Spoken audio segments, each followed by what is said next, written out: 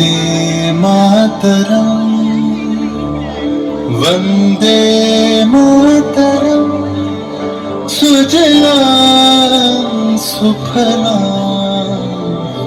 मलयज शीतलां सस्यश्यामलां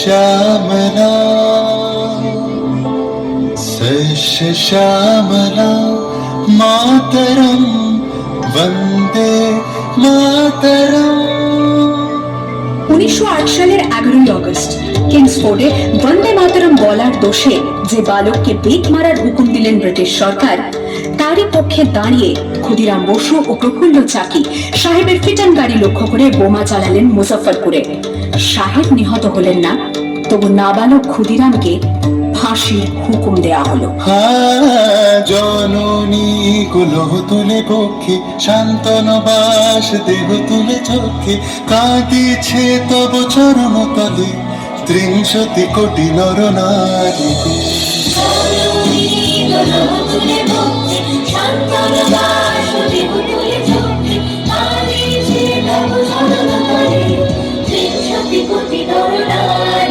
যারা স্বর্গগত তারা এখনো জানে স্বর্গের যে প্রিয় জন্মভূমি এসো স্বদেশ ব্রতের মহাদীক্ষালু সেই মৃত্যুঞ্জয়ের চরম জমি। যারা জিন্দু জাতির বুকে জাগালো আশা মন মলিন মুখে জোগালো ভাষা আজি রক্ত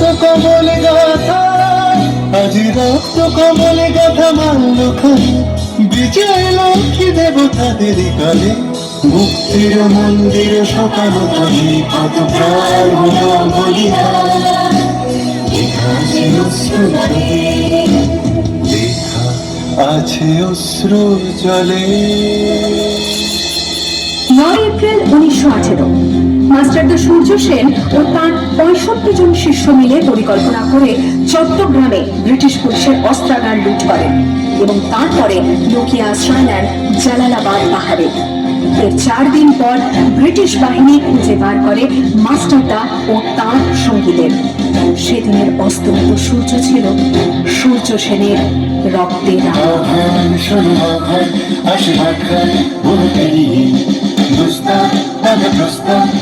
বন্যার মতো বেরিয়ে আহ্বান শোনো আহ্বান আশীর্বাদ খান পুরো বেরিয়ে বন্যার মতো বেরিয়ে যুগ সঞ্চিত শক্তি দিয়েছে সারা হিমগিরি সমুদ্র সূর্যের ইশারা যাত্রা শুরু উচ্চ ছুটে দুর্বার বেগে তটিনী উত্তম নাচে মুক্ত সাধনাতিনী যাত্রা শুরু উচ্চ ছুটে দুর্বার বেগে তটিনী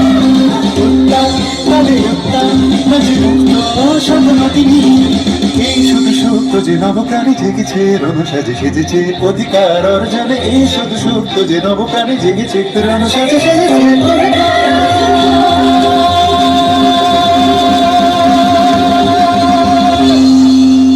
8 ডিসেম্বর 1930 বিনয় বসু, বাদল গুপ্ত, দীনেশ গুপ্ত সাহেবের পোশাকে ট্যাক্সি থেকে এসে নামলেন রাইটার্স বিল্ডিং এর সামনে।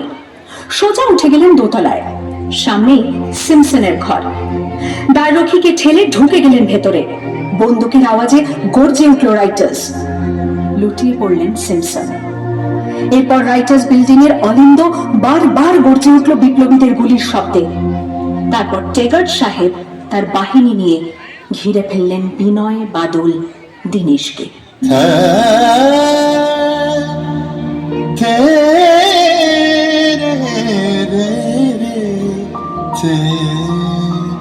দুর্গমুখীর কান্তার মরুদুস্তর পারাবার লঙ্ঘিতে হবে রাত্রি নিশীতে যাত্রীরা হুঁশিয়ার। ডিসেম্বর 1942 তমলুকের মাটিতে কয়েক হাজার ভারতীয়কে নিয়ে যিনি পুলিশ স্টেশন ঘেরাও করার লক্ষ্যে হেঁটেছিলেন, সেই 70 মাতঙ্গিনী হাজরা পুলিশের নির্মম গুলিচালনা ও লাঠিচার্জ সত্ত্বেও তার হাতের পতাকাটি মাটিতে লুটোতে দেননি।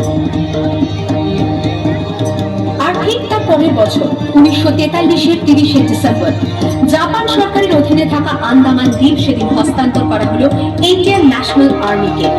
পোর্ট ব্লেয়ারের মাঠে তিরঙ্গা পতাকা তুললেন সুভাষচন্দ্র। এটাই স্বাধীন ভারতের মাটিতে প্রথম তেরঙ্গা ঝান্ডা। আইএনএর commander in chief Subhash Chandra Bose হলেন ভারত, যাকে স্বীকৃতি দিয়েছিল 18টি দেশ। যদি তোর লক্ষ্য রেখে আসে তবে একলা চলো রে। वंदे